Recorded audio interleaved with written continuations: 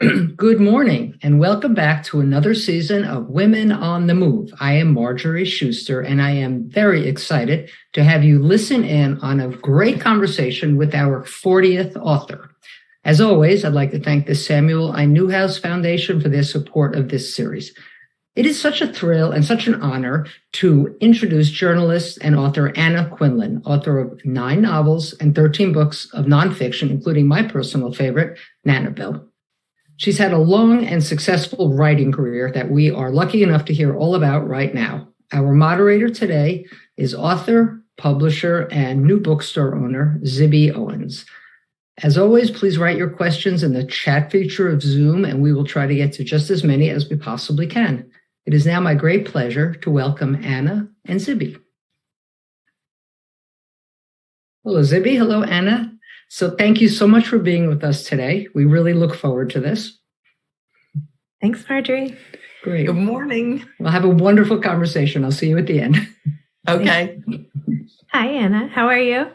Hey, Zib. How are you? You're busy. A little busy. It's true, but that's okay. All good. When does the Santa Monica store open? It opens February 18th and 19th. Yes, called Zibby's Bookshop in Santa Monica. And I've lined up 40 authors to come sign books, like a couple authors each hour for Saturday and Sunday of that weekend. I am very jealous. Someday I want Anna's bookstore somewhere. Oh my gosh. Well, make yourself at home at mine. Come anytime. Do any events, whatever you want. Thank you. Well, this is such a highlight, and I'm so excited to get to talk to you here today. There's so much to talk about. We share a massive love of reading and writing, and you have been a role model to me forever. I've been reading you since I read, and the way you write about life, especially motherhood and loss and all of that, it's just amazing. These short essays that you compile and weave through perfectly into your books and all of it. I don't know. It's been like a guidepost for me. So thank you. So your latest book, Write for Your Life, why don't we talk about that to start, in case anybody here doesn't know about it, because they definitely should. So why don't you tell everybody about Write for Your Life? Well, there's lots of books out there about writing for writers or for people who aspire to be professional writers. But it seemed to me that what we'd lost over the last 50 or 60 years is a sense of writing for ordinary people. I mean, 150 years ago, the only way that you could communicate with people who weren't in the room with you was to write them a letter. And most of the people who wanted to consider their own histories or their own thoughts wrote about it in journals or in essays. In a technological age, we've lost a lot of that. There's a lot of writing, but it's very evanescent, right? The text seems important at the time. The next day, you can't even remember what you said in it. And so it seemed to me that one of the things that I needed to address was that need to pivot back to writing for ourselves, writing for our own mental health. I mean, one of the great things about writing a nonfiction book is that usually after the fact, in a variety of ways, you find out about the great material that you missed. For example, once Write for Your Life came out, the president of Barnard College, soon to become the first woman president of Dartmouth, Sian Bylock, told me about a study that she had spearheaded as a psychologist. They took a group of students who had high anxiety about an upcoming math test, and they divided them into 2 groups. One group went off to study for the math test, and the other group sat down and wrote about their anxiety. Why this test? How did the anxiety manifest itself? What were they feeling? And across the board, the students who wrote about it did better on the math test. Sian told me about that, and I thought, oh, darn it, I wish I'd had that when I was writing the book, because it's completely probative of what I'm talking about. And the other day, I read the obituary in the New York Times of a psychologist who came up with this way of dealing with suicidal ideation in adolescence. She came up with it as a stopgap measure until real therapy could be put into place. and asked them to come up with a written plan for coping mechanisms that they could use if they were really hitting the wall. What she found was that wasn't a stopgap at all, that over and over again, people would tell her that when they were really in trouble, they would pull out that piece of paper and it would help. Now, I mean, what more could you say than when people are really at the end of their tether, that there's a piece of writing that can help them get over that? I don't want us to lose that. I don't want us to lose that sense of connection and amelioration that writing can bring. I totally agree with that, by the way. I feel like writing is the only way to make sense of the thoughts in my brain. So I feel like for so many people, there's no better way. I'm like, what do people who don't write do with all these jumbling thoughts? Well, except lots of people are intimidated by the idea of writing. And guess why? Because writing is hugely intimidating. I'm intimidated by it every day. When I sit down and think, oh, come on, does anybody really care about what I think or feel about this particular issue? And you have to get over that sense of intimidation. And I think it's slightly easier if you're writing for yourself, because you don't have to worry so much about the audience. And if you're writing a letter, of course, it's usually an audience of one, although letters have a way of hanging around and informing generations to come about how we live today. I mean, one of the things that's in the book is a letter from a nurse who has just had a patient die during the pandemic.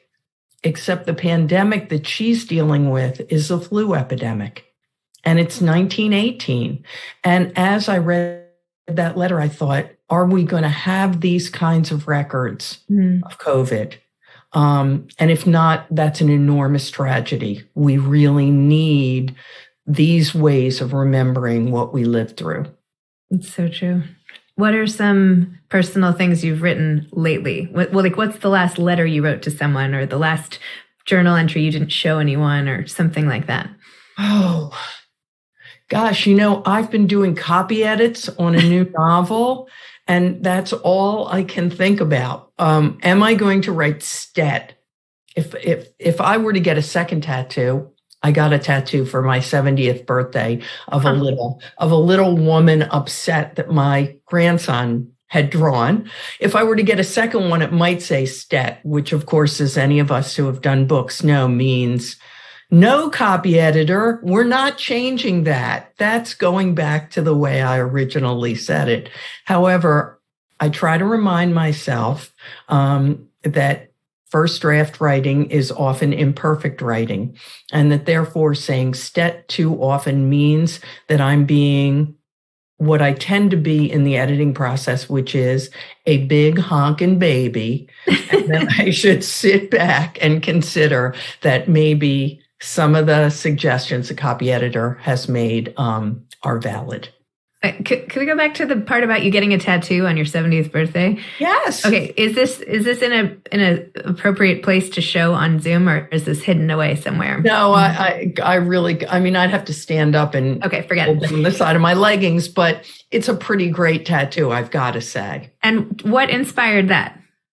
Well, I grew up as a very well-mannered, on the surface, Catholic girl of a certain generation.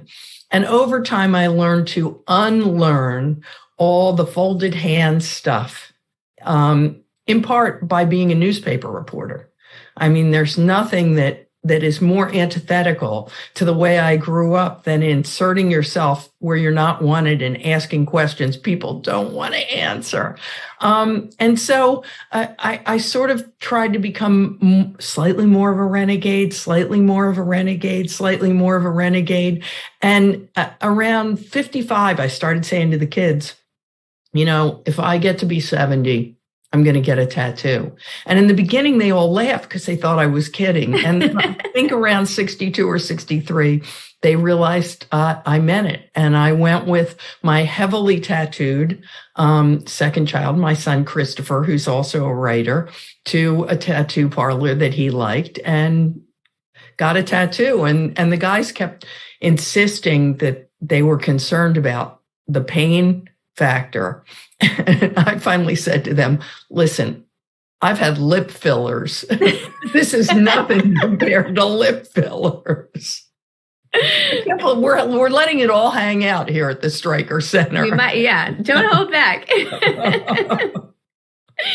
And of course, anyone who's read Anna-El will not be surprised that you did such a huge gesture of love for your grandchild. Tell us a little bit more about your relationship and Anna-El, and is there a postscript now coming for that? That's a little bit problematic, Zibby. I mean, when I wrote Anna-El, I only had one grandchild, my eldest, my grandson, Arthur. Quinn and Lynn were expecting Ivy, who has since burst upon the scene. She'll soon be 4. And Chris and Azara hadn't even begun to think about Jake, who is now 2.5. It reminds me a little bit of when Maria finally got old enough, that's my third child, to take a look at the columns in Living Out Loud, which is a collection of my columns that appeared in the New York Times under the rubric Life in the 30s. And Maria was astonished and enraged to discover that she is not in Living Out Loud.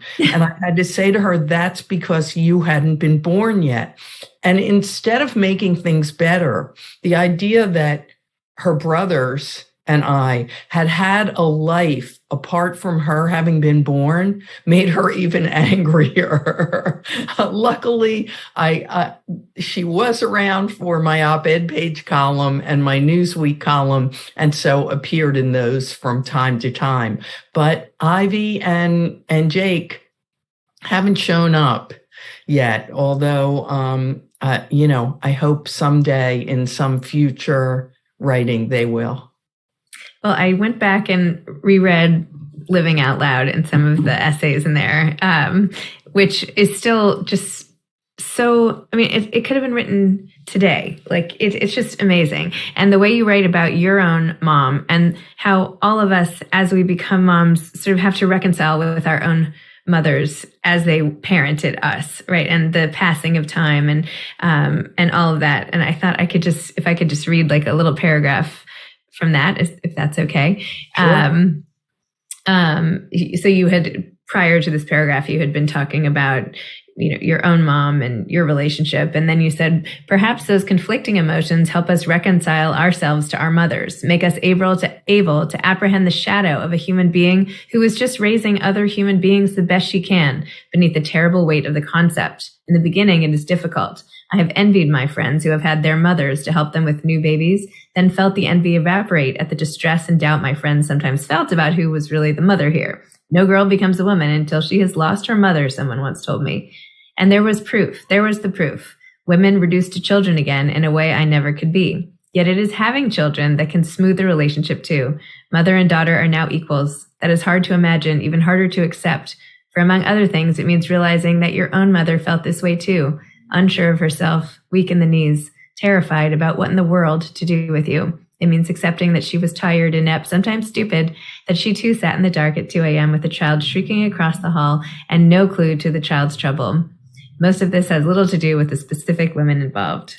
And then you said it has to do with mother with a capital M, someone we are afraid to be and afraid that we can never be. It has to do with a torch being passed, with finding it too hot to hold, with looking up at the person who has given it to you and accepting that without it, she is no Valkyrie, just a woman muddling through, much like me, much like you.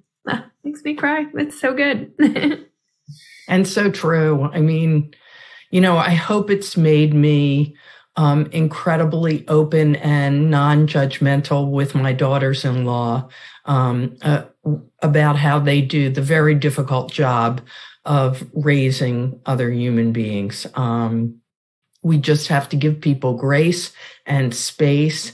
And if we're going to judge them, we should go into the shower and wash our hair. And as our hair is being cleansed, we should say in a very small voice, I don't think she should do it like that. I don't think like that. It's not good to do it like that. And then we should rinse and condition and get out and not do that again.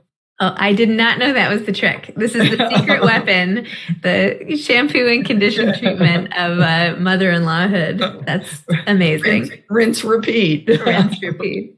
I've found lately it's really hard because so many shampoo and conditioner and body washes, like the type is so small that I'm having trouble seeing because I have Zippy, I have to wear reading glasses. And now I'm like in the shower, like,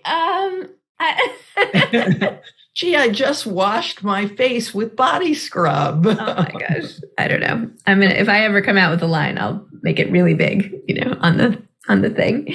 But what you said also about being a journalist, and I have loud and clear here also, is that analysis, that sort of observational habit that you developed from being a reporter for so long kicks in all the time, even for things like, not even for things, but especially for things like 9/11, which you wrote about in the book, and how you could take something like your son saying, I just want to hear your voice, and sort of turning that into sort of copy. So this is sort of a Nora Ephron-ism, essentially. Talk a little bit about that and even that moment in your life. Well, the thing that is really great about being a reporter, and particularly about being a general assignment reporter in New York City, which is what I was for a number of years, is that it really requires you to see things. In our daily life, our eyes go past, our eyes glaze over. And I feel like I got the world's greatest double whammy. As a reporter in New York, and doing a column called About New York, which required me to come up with whatever I wanted twice a week. I had to really look at the city. I had to really look at the billboard. I had to really look at what was in the gutter. I had to really look at the buildings. And above all, I had to really look at the people. And then the second part of that so enlarged my life and really enlarged my life as a writer was becoming a mother. Because, of course, when you've got little kids, they really are looking at everything and they're seeing everything for the first time. So, for most of your adult life, you haven't looked twice at an anthill until you have a toddler. And your toddler is all bent over and staring into the ground and watching the ants go in and out. And suddenly, for the first time in decades, you're doing it too. And that double whammy of having learned to see the world as a street reporter and then having re-examined, reimagined, re-seen the world as a mother of young kids, it just was invaluable as a writer because, of course, really good writing is filled with telling details. But telling details only emerge in your writing if you're apprehending them. And that's what those two jobs did for me and just made an enormous difference. Wow. Of course, having all those details also makes your fiction writing that much stronger. Tell us about this new book you have. What is this? You just casually threw that in there. I have a new novel coming probably this time next year. It's called After Annie. And it won't be any kind of a spoiler to say, because it happens in the first sentence of the novel, that it's about the death of a young woman in her mid-30s, and about the year after that, and how that year is negotiated by her daughter, her eldest child, her daughter, her best friend, and her husband. And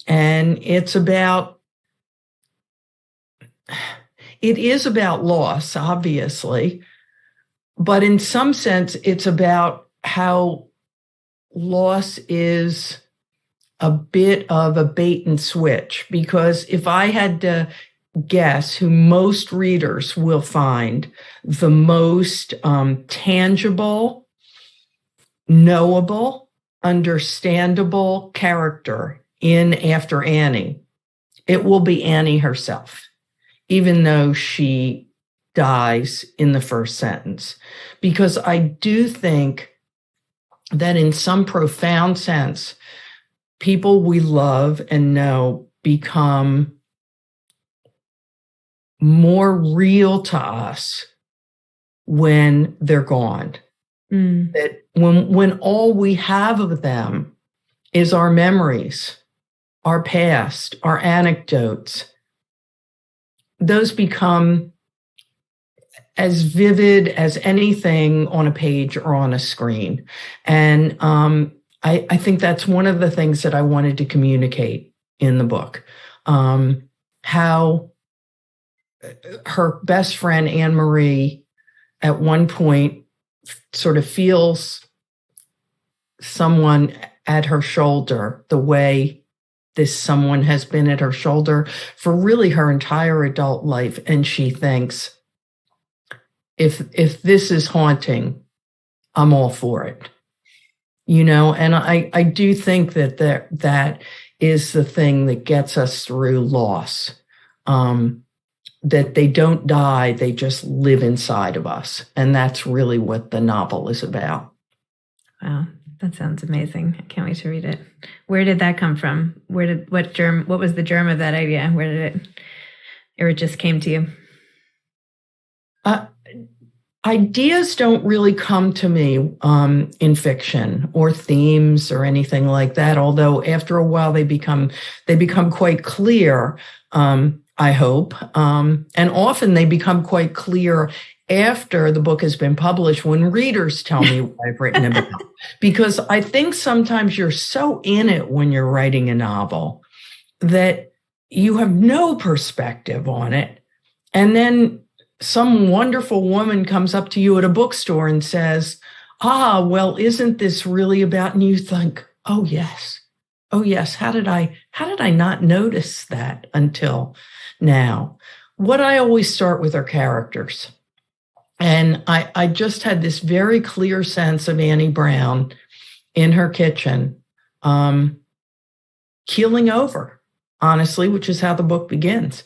And I just had a really clear sense of her. And from her, I knew about Allie, her daughter, and Anne-Marie, her best friend, and Bill, her husband. That I think I always start with a single character. And then because of what I know about them, I begin to know about who they would surround themselves with. And it's a little bit like the domino theory. You get birth order, you get line of work, you get where they live, what they like, and it leads to another thing and another thing and another thing. And that's how the novel gets built. Wow. In Loud and Clear, you talked about all of your procrastination and how back then it was Tetris and I don't even know, some computer game I'd never heard of. Do you still find it hard? Do you still find it hard to get into the writing day and all of that? Or are you sort of sliding into it more easily now? No, I have a series of things that I do in order not to write. I can't right now because I blew out my knee. Thank you, Hospital for Special Surgery. You're always there for me. But I tend to walk 4 miles every morning. And so, I have to communicate to people who want to write for a living that I find it so challenging and so difficult that I would rather exercise than do it. So, there's always breakfast and there's always reading the New York Times and the Wall Street Journal. And there's always that 4 mile walk, and there might be laundry on a good day. But the problem is that I'm an early riser, and by about 9 or 9:30, I run out of things to do. And that's the moment when I say, oh, well, guess I should sit at the computer and think about stuff. But the idea that I fly upstairs with light heart and say, I have ideas. I'm 70 years old and that hasn't happened yet, which makes me think it's never gonna. And yet you keep doing it though. You could say like, I'm done. I don't want to do this anymore. But there must be some part of it that gets. I must say, when both Philip Roth and Alice Munro said, I'm done. Now, both of them did it at 80, said, I'm done. My heart did miss a beat. But you know what? I think the thing that doesn't get said enough about writing for a living is it is for a living. I mean, there's this kind of, and I talk about this in Write for Your Life, there's this kind of mystique that grows around it as though we do it because it's just wonderful, right? And the truth of the matter is, for most of the writers I know, part of the impulse is mortgage got to get paid. And I think there's too little said or written about the fact that we really do this for a living. And I do it for a living. But also, I was doing a speech. I'll always remember it where I was. I was at a girls' school in Baltimore giving a speech. And the next morning, my grandson was born, which is how I remember exactly where I was. And this young woman stood up in the balcony and she said, I think I might like to be and she's stammering, and I'm totally empathizing with her because she looks to me like she's 16 and I'm remembering myself at 16. But I put up my hand and I said to her, I want you to say this sentence. I am a writer. And she said, I am a writer. And the way she said that sentence was in a completely different tone of voice, with a completely different affect than she had up until that moment. And I'd like to think she will remember that moment in the same way that I remember the moment when in 8th grade, Mother Mary Ephraim said to me, Miss Quindlen, you are a writer. And that's why I continue to do it. It's not what I do. It's who I am. It's like I am a mother too. And there isn't a moment where I can say, you know what? This has been exhausting. They're in their 30s now. I'm done. I think some of us, when we have a 3 or 4-year-old, think, oh, when they're in their 30s, it'll be done. It's just different.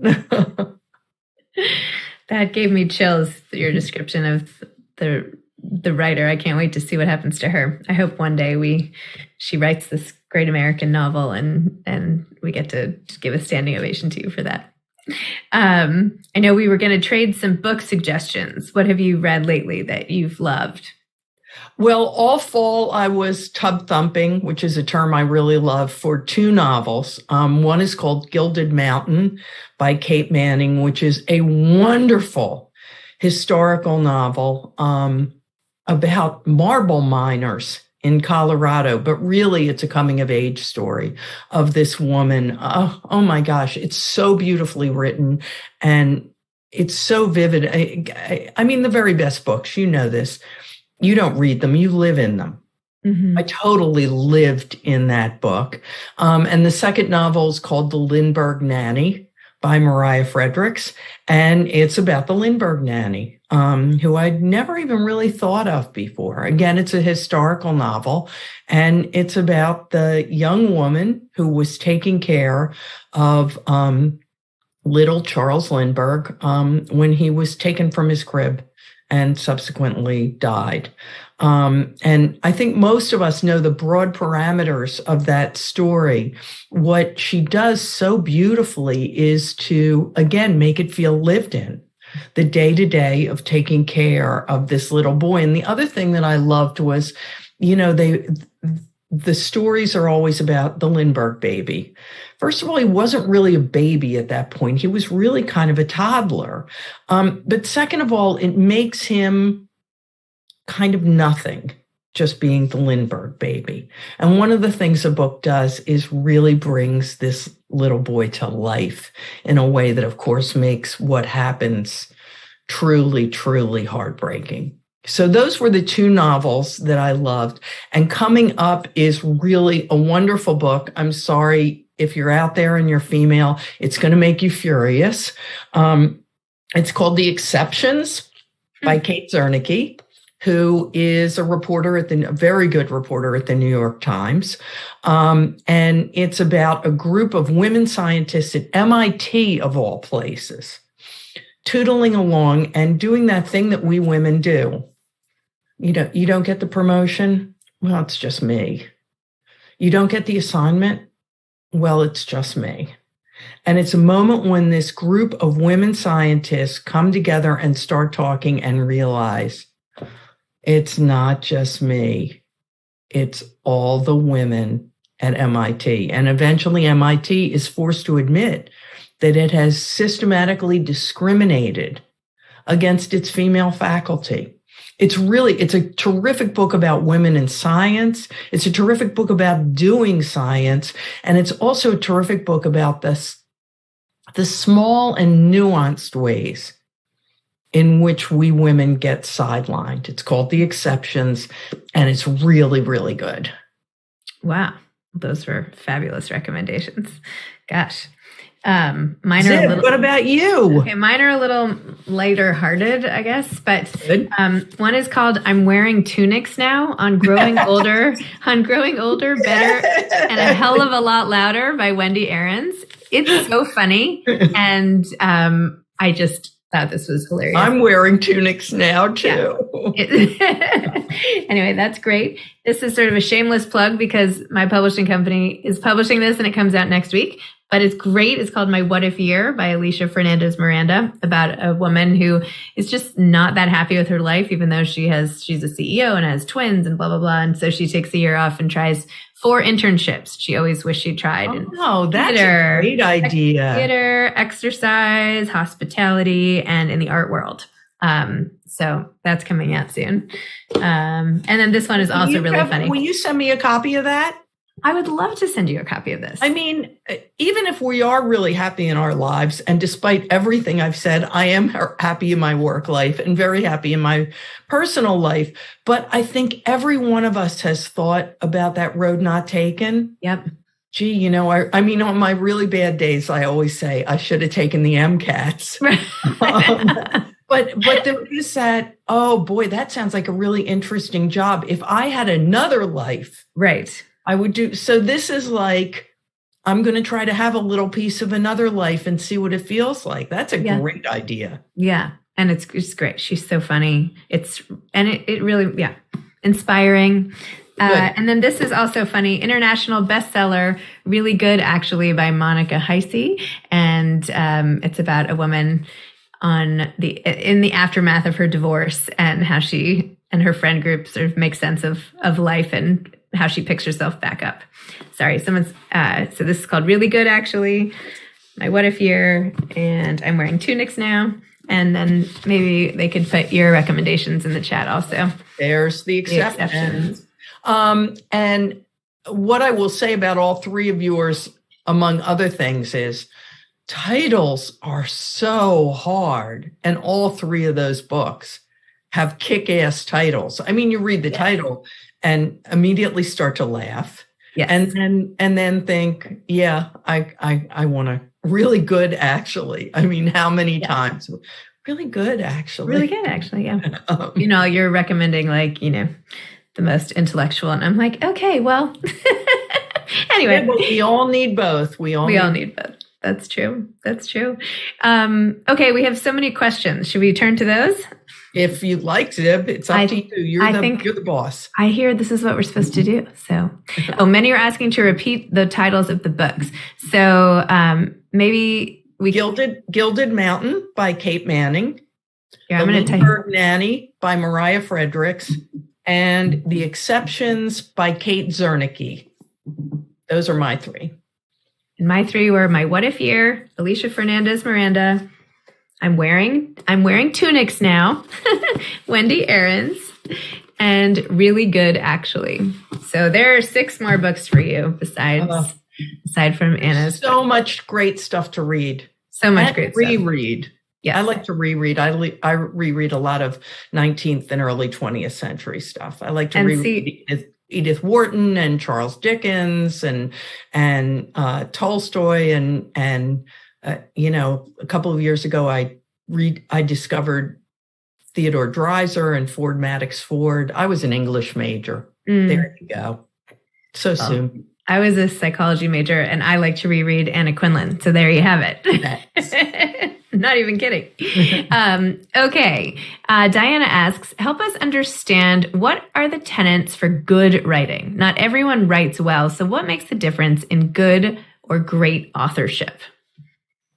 Well, there's a big difference between good writing and great writing. Good writing, I think, can in large measure be taught. Keep it tight. Say what you mean. My poor children got so tired after a while of me saying there's a lot of throat clearing in this. But there's a lot of throat clearing in a lot of writing, which is people edging up on saying what they are then going to say. Spit it out.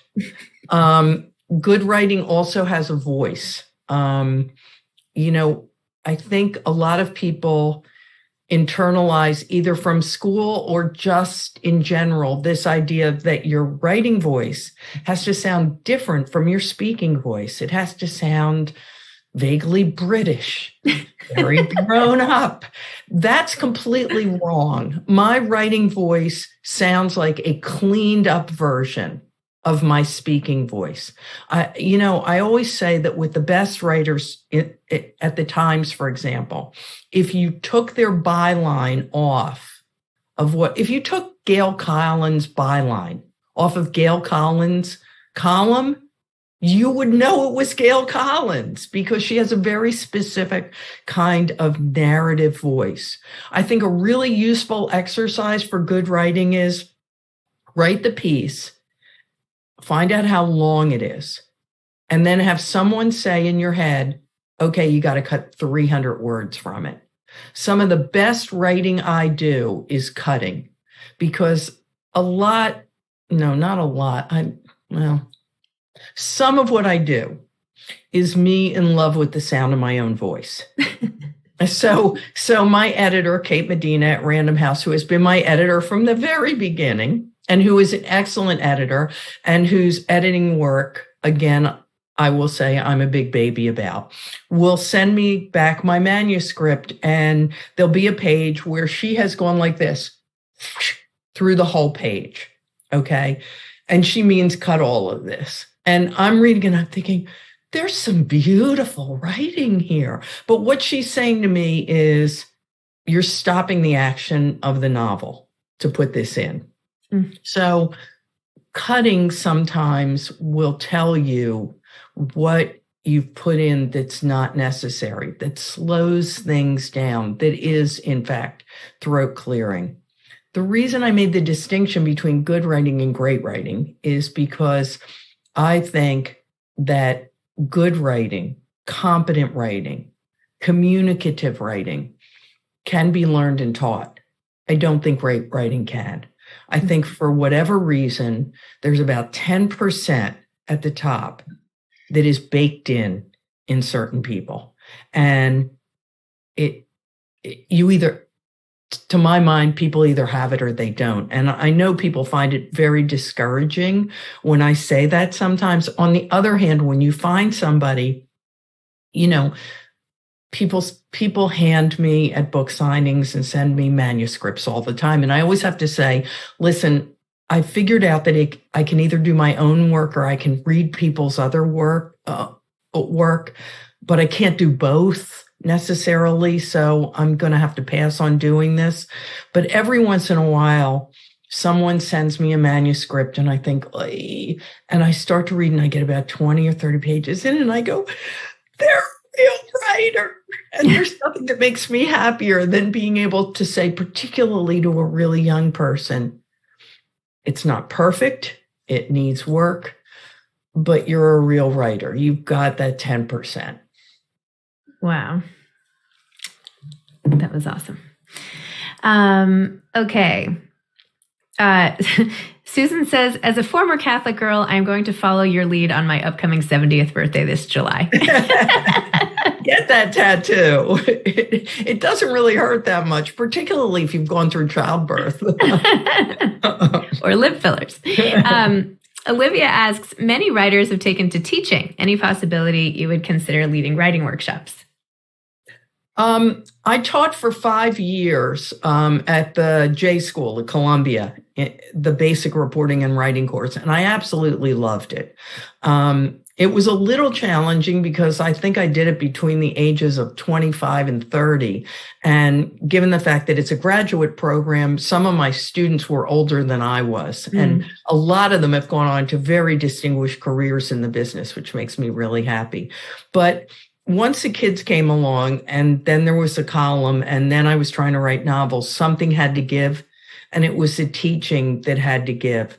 And at this point, I sit on a couple of boards because I figure if you have a certain kind of public profile or notoriety, you kind of have a moral obligation to use it for some greater good than your own sales. And so I sit on a couple of boards. I do have these grandkids. I will be picking people up at school later this week. I'm trying to begin the work of a new novel. So I think the one thing that might still go by the board is teaching.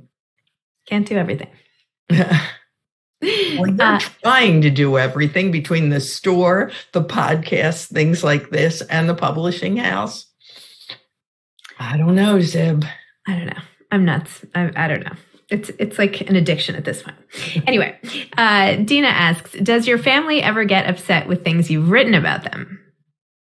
I have, first of all, I did a column that was largely about my sons called Life in the 30s when they were little. And it is not coincidental that I gave up that column at a certain juncture. One was that my water broke and Maria was born. But the second part was that Quinn was learning how to read. And I really worried about writing a column that somebody would pivot back to in 10 or 15 years and say, wow, our mom spent our childhoods turning to us and saying, can I use that? But once they were older and I was doing the op-ed page column and then the Newsweek column, I never wrote about them without letting them see it first. And they never said, no, I don't like this one. If they had, I would have killed it. I mean, writing books come and go. Your kids are forever. And that was the bottom line. Other extended members of my family, my first novel, Object Lessons, was my most autobiographical book. And I must say, my father, who was still alive then, was remarkably zen about saying to people, oh, she makes it all up, when they assumed that it was based on my large Irish Catholic family. So the rest of them have been really, really good about it and really, really good about seeing it as fiction, because in fact it is. I mean, people will say, oh, that reminds me of so-and-so or so-and-so. It is like politics, like making sausage, in that everybody you know, everything you are, every experience you've ever had is grist for the mill, except it really does get all pulled together and ground up. So there's tiny little pieces of things here and there, but none of those big chunks that are in, say, a Romana Clef. Okay, there's like a very loud fire engine. Sorry. Where can I find that quote on motherhood that Zibby just read? I have 3 daughters and I want to send it to them. Oh, that's from Living Out Loud, which you can find probably anywhere, but it's also available on Kindle and I think on audiobook and Living Out Loud. Okay. Olivia says, I want Anna to know that her phrase from Anna-El, arrange your face, has become a mantra for me in my life.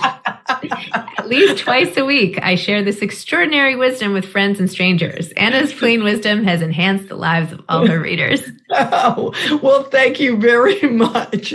There are many occasions on which you have to arrange your face. I must say, the line from Anna-El that seems to get the most traction with people, I always say my very best lines come from other people. I have this remarkably wise and wonderful friend named Susan Parent, and yes, Parent is her last name, who taught my boys in elementary school and who since then has become both a neighbor and a very good friend. And Susan is the person who, when I was bloviating one morning about how my eldest son and his wife were making there was a long pause, and then Susan said, "Did they ask you?" And it was one of those moments where a light went on in my head, and I thought, "That's it. That's the line from here on in. Did they ask you? And if they didn't, go into the shower, lather up your hair." I mean, this is Paula Spann, who has written about grandparenting for the New York Times, gave me a way of thinking about this that I didn't have before. This is a mediated relationship, which means you got to get through somebody else to get to it.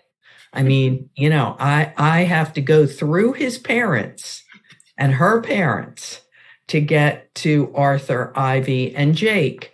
And if I give them in any way, shape, or form the idea that I am judging them harshly, they can decide not to mediate. And in fact, unfortunately, when Anna-El was published, I would hear sometimes about grandparents who were having that experience for one reason or another. But the other thing that I say in the book, and you communicated it through the section from Living Out Loud that you read, is that suddenly I'm like an expert in raising children because I'm thinking back to like Anna 30 years ago, who had no clue and every morning was just trying to make sure no one was bleeding and people consumed food, even if it wasn't really nutritious food. And then suddenly you get to be a grandmother and you think, you know all of this. And I've heard more than one grandmother say to me, well, I have successfully raised da-da-da-da-da-da-da. Just put those thoughts away. Put yourself back to where you were when you were trying to potty train, or when you were wondering whether phonics was getting any kind of traction in that little head, and try to reserve judgment, because arranging your face and waiting for them to actually ask you make all the difference in that so-called mediated relationship. Excellent advice. I'm storing this away. Okay. Susan asks, you said you sit at the computer. Do you ever write by hand instead of the computer? It's interesting, and I ruminate a little bit about this in Write for Your Life, because I have found a number of very accomplished writers who write by hand. I would say Exhibit A in the book is Jennifer Egan, who most recently had The Candy House as a huge success and who is a wonderful novelist. And Jenny actually writes by hand on legal pads and then types whatever she's written into the computer without changing any of it. And then, I think I've got this right, and then prints that out and writes over it and then puts it. It's a process so baroque that I was astonished, not only that she's ever written anything, but that she's written a whole string of wonderful novels. I can't do that. The synapse from my mind and my imagination has run through my fingertips for so long. I mean, I started writing short stories on my typewriter in my dorm room at Barnard many years ago, and went right to the newspaper business, where we were briefly on typewriters and then went to computers. So I think it's where there's this odd synaptical firing that for Jenny goes by moving her hand over the page, and for me goes with moving my fingers over the keys. So the answer is, I never write by hand. I always work on the computer. I used to work on the typewriter. I'm so glad I don't have to do that anymore, because when I mess up on the computer, and when I mess up big time, let's say, I have this consistent inability to remember whether the Random House style on gray is GREY or GRAY. And so when I finally figure it out, I can just select all in the document and change them all, because it's sort of axiomatic that if it's AY, I've used EY. Shelley asks, who are your favorite authors? I mean, gosh, there's so many. The writer that's been a touchstone for me virtually my entire life, going back to when I was actually a kid, is Dickens. And that combination to tell a really human story and yet have it suffused with social and political moment is something that's been really important to me and that I really love. But obviously, I mean, I don't think there's a whole lot of women who do what I do who don't mention Jane Austen or George Eliot. Middlemarch is pretty much of a perfect novel. Edith Wharton. I already mentioned Dreiser. And contemporaries, gosh, there's so many great people. I love Amy Bloom's work. I think Away, her novel Away, is a very small novel that has a universe within it. I think it's almost a perfect book to my mind. Mm-hmm. And her most recent book, In Love, which is a nonfiction book, is just astonishing. I love Alice McDermott. I think she stands head and shoulders above her contemporaries. And again, someone who writes very tight, and yet has worlds within it. I mourn the recent death of Russell Banks. I think The Sweet Hereafter and Continental Drift are two wonderful novels. Don DeLillo. I do think that Philip Roth, despite his many shortcomings, was robbed of a Nobel. And speaking of Nobels, you can't go wrong reading Toni Morrison over and over again. The fact that Toni Morrison's novels, particularly The Bluest Eye, keep being suppressed in libraries in parts of this country shows that America still possesses a deep strain of anti-intellectualism and denial about the racial divide that continues to make me sad. So everyone should read Toni over and over again. I know I'm forgetting someone because there's so much good work. That was a really good answer. I mean, that's one of the best answers. You had it all at the ready. That was... Well, there's so many people to admire. So many. Charlene asks, what if you were very good at painting pictures with words, but for the life of you, you can't think of a plot? Do you have a future as a writer? Well, you certainly have a future as a nonfiction writer. I mean, you don't have to have a plot unless the plot is your own life. Here's what I will say about plot. Plot and I have a very fraught relationship. So I write this first novel, Object Lessons, and this is when we were still working entirely on paper. I bring it in to my editor, Kate Medina, and she reads it, and I sit across from her and she says, this is a beautiful book. The characters are so resonant. I can see and feel them, and the writing's beautiful, but nothing really happens in the book. And I say to her, that's just like real life. And she looks down and says, and that's why we called this a novel. and I went home all full of annoyance at being asked to graph plot. What I've since discovered, because I am a very character-driven novelist, and so are many of the novelists I just mentioned, by the way. I mean, Jane Austen is a completely character-driven novelist. I mean, Jane Austen sat there feeling Elizabeth Bennet before she wrote a single word, as far as I'm concerned. If you put the right kind of characters in the right moment in time together in a room, what happens among them becomes plot, inevitably becomes plot. And that's what it took me at least one book to learn. I think, One True Thing had clearly much more of a plot trajectory, but it's always been my challenge that what I want to write about is people going about their everyday lives. And a good novel needs some of that, but it needs them going about their everyday lives under conditions that make the reader say, and what happens next?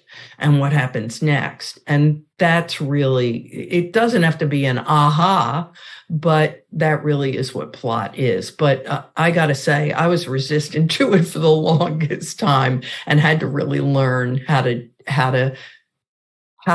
bring the people together in a way that inevitably led to things happening. Wow.